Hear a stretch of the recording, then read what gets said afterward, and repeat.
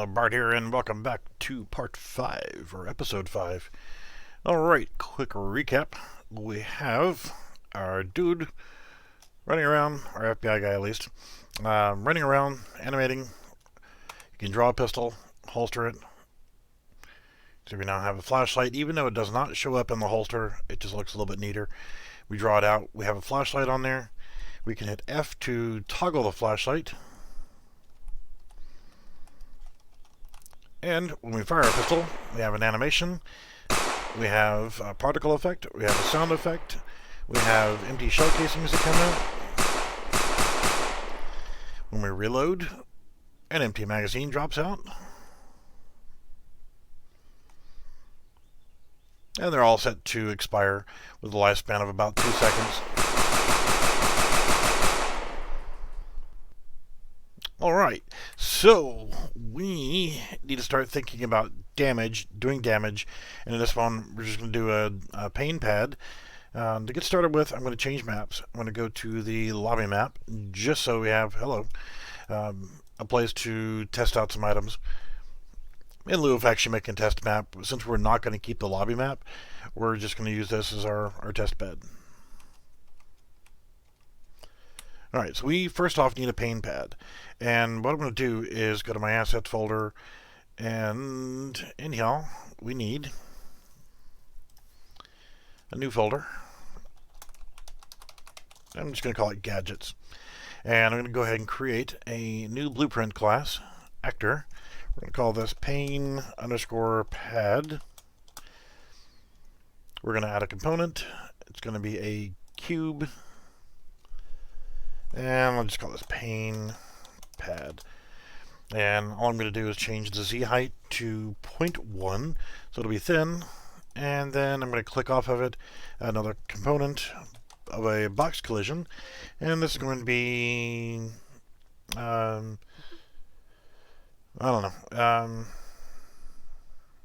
trigger box. That sounds lovely. We're going to change the size to 1.5 by 1.5 by 1 is fine. And then we're going to change the Z height to 30, and that's going to give us a nice clean party damage box. We're going to get rid of everything in here. We don't need you. We're going to right click on our trigger box, add event, on component begin overlap, compost and save, because you're the master of your own saves. We're going to cast to our actual player. In this case, it's player_base. And we are going to drag off from as player base and apply damage. And the damage causer, we're just going to go ahead and type in self. So hopefully it'll remember that. And if we do a kill feed or whatever, player was killed by pain pad or whatever, So we need some damage, and instead of just plugging in a damage value there, you can just hold on there just a minute. We're going to add in a variable, and we're going to call this damage amount. It needs to be a float, and we are going to click on the eyeball, and I'll show you why here in just a minute. The default value, let's set it to 10. Compost, save, get a reference to it here, plug that into our damage. And now we have an adjustable damage rate that we can put into our scene once we actually put the item in the map. It's just going to do damage to us. I could have cast to character, and if a bot runs over it, it would do the same thing. Got to grab the pain pad, throw it in the map. Now, it's not going to work yet. Oh no, it's not doing anything. It's because we have not set up any functionality for our player to take damage. So we're going to go to our character, blueprint, and player_base. That was our flashlight. Find a clean spot. And we're going to type in event any damage. Thankfully, it's already set up in the code. Compost and save. Go to our player stats. We're going to get our health, and we're going to set our health. So what we're going to do is we're going to drag off from our health and minus. So it'll be float minus float. And from the B pin, drag it up to damage. So it's going to get the damage that was caused and reduce that our health by that amount. And we're just going to connect these. I'm just going to leave this down here because it looks good. Right. We don't have a death functionality just yet. So we're going to end up coming back to this later. But we can go ahead and build the basics in here. We'll do a custom event and death. I'm not going to build the functionality into it just yet because we haven't set up the animation for it. Alright, so from here, we're going to just do we're going to find out if our health is less than or equal to 0. And we'll throw a branch in here. This is also going to be a way we can clamp our value. So we can actually set our health and leave it at 0. So if we're at or below, we just want to go ahead and set it back to 0. And then from there, run our death script. Alright, you do something kind of like this for healing to clamp your value so that you don't go over 100 on your health. So for right now, let's go ahead and test that out. Notice the health bar went down. It's going down by 10 every time. So it is causing us damage. So we have a good test point. And it'll never go below 0. So effectively we're dead. We can just put in here for now print text. It'll just print.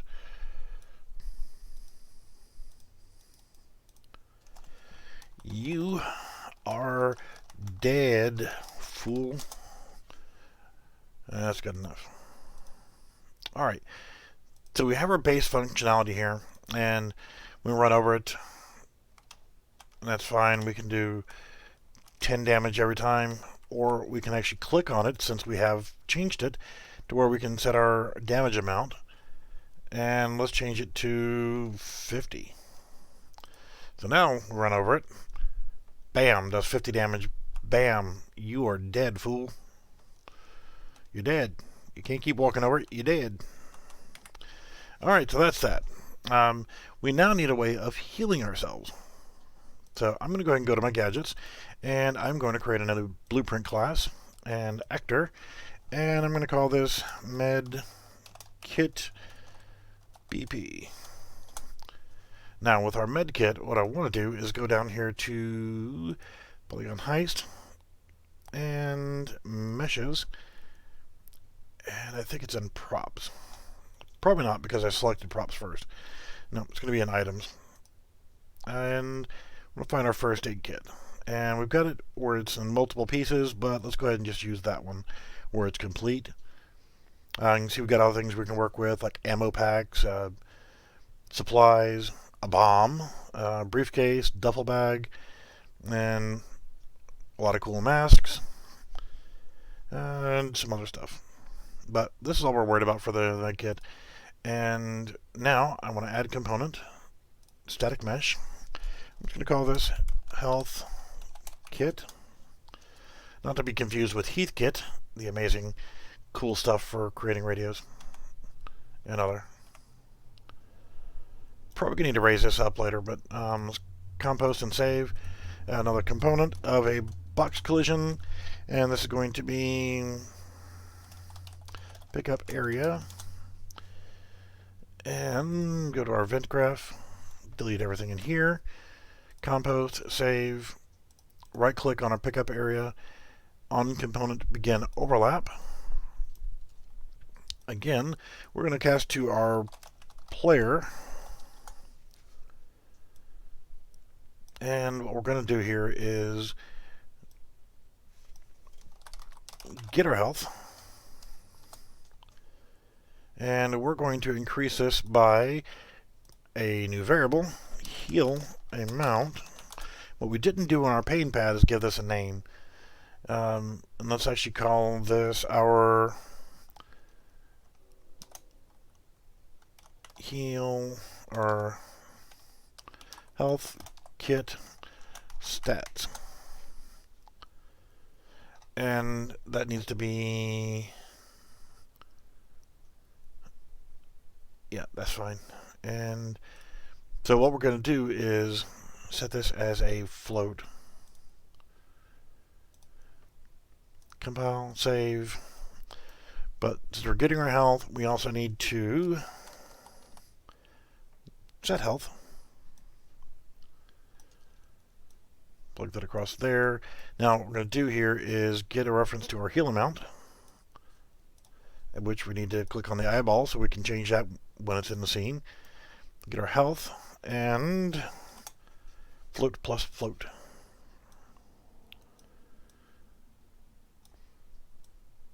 And we can actually build in the functionality of preventing us from going over 100. So we've got our health amount now. And we could also do another thing in here to prevent this from being stolen by some jackass who just runs over and wants to get rid of it. I am going to throw in a thing here. We've already got our health, and I'm going to throw in a branch node. And with that branch node, let's drag off from here and equal. Why did you do that? I don't want that.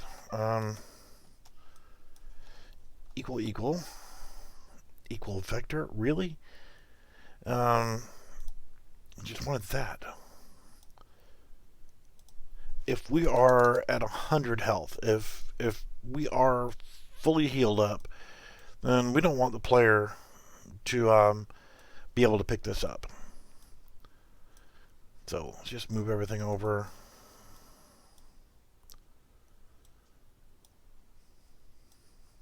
So we get our player's health, and we're going to check it. Is it equal to 100? If the answer is yes, then we don't want to do anything. If no, then this is where we want to go ahead and process our heal amount, our health plus the heal amount, and set our health to this current value. And then we can clamp it, and we'll do a float is equal to or greater than, we should never go over, but just to be on the safe side, we can run it like this. And make this 100. Then we're going to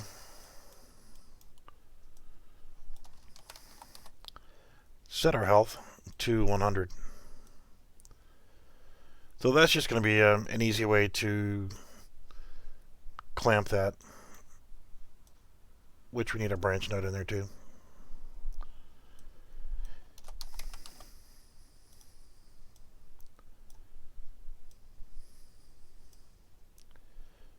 And we'll set that to 100.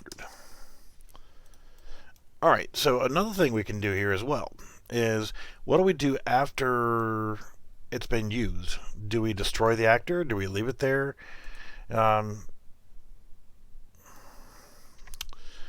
Let's add in another variable here, and let's call this persist. Change that back to a Boolean, and compile and save.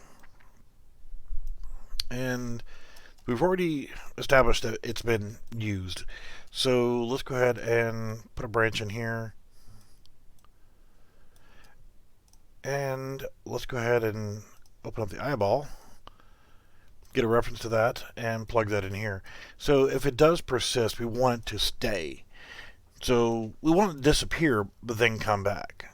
So let's actually create a custom event for that, and then on not, if the answer is no, we'll just go ahead and drag off from there and destroy actor. So if we're not going to use it, if we're not going to let it persist or come back, then we want to just destroy it, be done with it. And let's make sure we put this into the health kit stats. Now I'm just going to go ahead, just to make this a little bit cleaner, and do a custom event and respawn. So what we want to happen is we want to grab our health kit and set visibility and leave it unchecked so it turns off the visibility of the health kit. Now, we're going to need to turn off the pickup area as well, because if we don't, then we can just walk over this invisible health kit and keep healing. So the pickup area, we need to deactivate, so that should turn it off. And let's go ahead and set up a new variable, respawn time, expose it, and float, and category of health kit stats. So now, if we can persist or can respawn, which, let's go ahead and just change that from persist to can respawn, and compose and save, and that's going to change it up here as well. So it can respawn.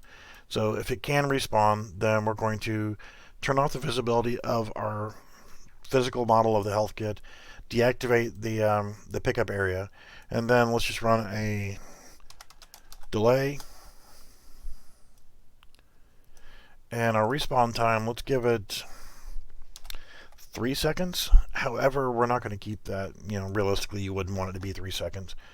And let's go ahead and plug that in to our delay so we can set the amount of time it takes to actually respawn. And then basically we're going to do the opposite of what we've already done here. We're going to grab our health kit and we're going to set visibility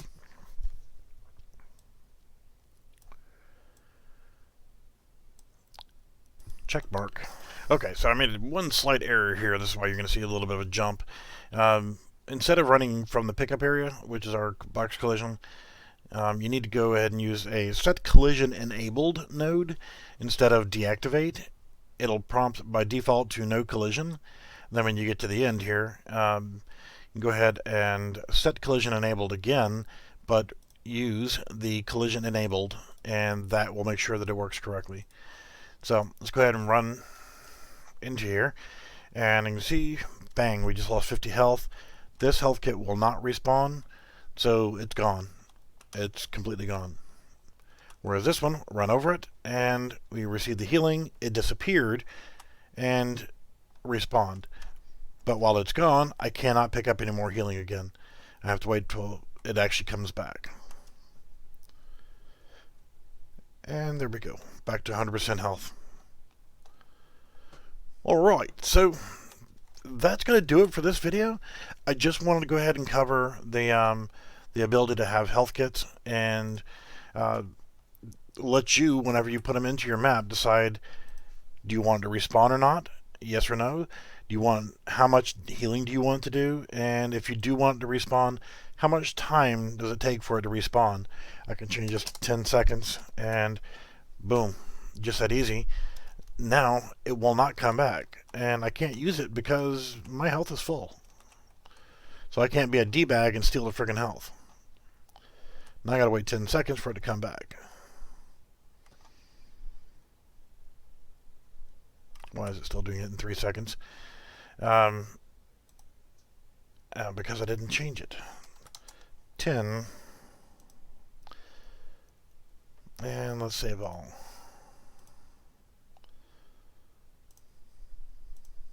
So 10 seconds. Go in here and get our pain, get our healing. Wait for our 10 seconds for it to come back, and when it does, we can start healing again.